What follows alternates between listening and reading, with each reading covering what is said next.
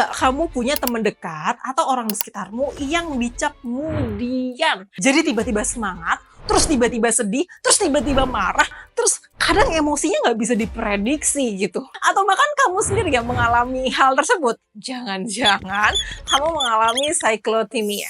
Halo, saya Dr. Emma Sila Pertiwi, seorang hipnoterapis dan mental health survivor yang siap membantu kesehatanmu secara holistik. Kali ini kita akan membahas tentang cyclothymia. Istilah cyclothymia pertama kali muncul pada abad ke-19.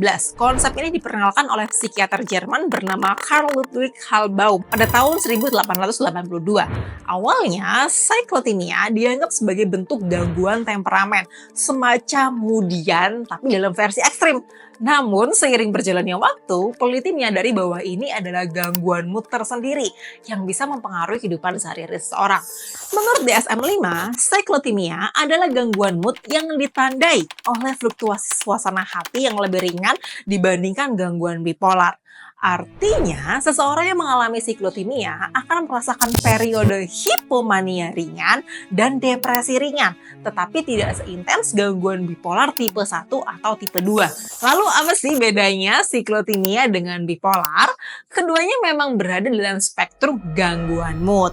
Tapi ada beberapa perbedaan yang penting nih yang perlu kalian pahami. Kita bahas dulu dari gejala ya. Bipolar tipe 1 terdapat episode mania penuh, bener-bener nggak habis-habis energinya, semangat terus, dan nggak bisa tidur sama sekali. Sedangkan pada bipolar tipe 2 terdapat episode hipomania yang lebih ringan daripada mania. Dimana hipomania itu juga bersemangat, juga nggak habis-habis energinya, tapi tingkatannya lebih rendah dari mania. Bipolar tipe 1 dan bipolar tipe 2 juga disertai dengan episode depresi yang berat. Pada cyclothymia, terdapat gejala hipomania dan depresi subthreshold atau batasan ringan yang artinya gejalanya nggak seberat atau seintens bipolar. Seseorang dengan cyclothymia mungkin hanya memiliki 1-2 gejala hipomania atau depresi ringan, sementara pada bipolar lebih banyak gejala yang muncul dan lebih parah intensitasnya. Durasi periodenya. Pada bipolar, episode mania atau depresi bisa berlangsung selama seminggu, sebulan, bahkan tahunan dengan periode normal di antaranya. Namun pada cyclothymia, perubahan mood lebih cepat dan lebih sering terjadi. Periode gejala bisa berubah dalam hitungan hari atau minggu, dan jarang ada periode lebih dari 2 bulan tanpa gejala. Pola perubahan mood. Pada bipolar tipe 1 dan 2, seseorang bisa memiliki periode stabilitas yang panjang antara episode mood. Misalnya hanya 1 atau 2 kali episode per tahun. Sedangkan pada cyclothymia, mood terus berfluktuasi tanpa jeda yang signifikan, menciptakan naik turunnya emosi dengan sangat cepat, bahkan fluktuasi ini bisa lebih cepat daripada rapid cycling bipolar. Onset usia. Nah, bipolar sering muncul pada usia remaja atau awal masa dewasa, dengan rata-rata onset usia sekitar 20 tahun. Cyclothymia biasanya mulai pada masa remaja atau awal masa dewasa, tetapi juga bisa terjadi pada anak-anak, dengan rata-rata onset di usia 6 tahun. Ini membuat cyclothymia sering dianggap sebagai bagian dari perkembangan temperamen pada masa kanak-kanak dan remaja. Lalu apa penyebab cyclothymia? Penyebab pastinya masih belum diketahui. Namun ada beberapa faktor nih yang diduga berperan, antara lain faktor genetik.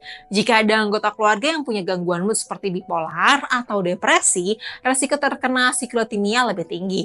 Perubahan biokimia otak, ketidakseimbangan neurotransmitter, yaitu senyawa kimia di otak yang mengatur mood, juga bisa memicu cyclothymia. Lingkungan dan trauma masa kecil. Pengalaman trauma, pelecehan, atau situasi stres jangka panjang di masa kecil dapat meningkatkan kerentanan terhadap gangguan mood ini. Nah, lalu apa tips yang bisa dilakukan untuk mengatasi cyclothymia? Yang pertama, mindful journaling. Cobalah untuk mencatat perasaan dan perubahan mood setiap hari, di mana ini bisa membantumu mengenali pola perubahan mood dan lebih sadar terhadap pemicu yang menyebabkan perubahan mood ini. Jadi setiap muncul mood langsung dicatat penyebabnya dan dicatat bagaimana reaksinya. Latihan relaksasi, teknik seperti meditasi, yoga, atau latihan pernapasan dalam bisa membantu meredakan kecemasan dan menenangkan pikiran.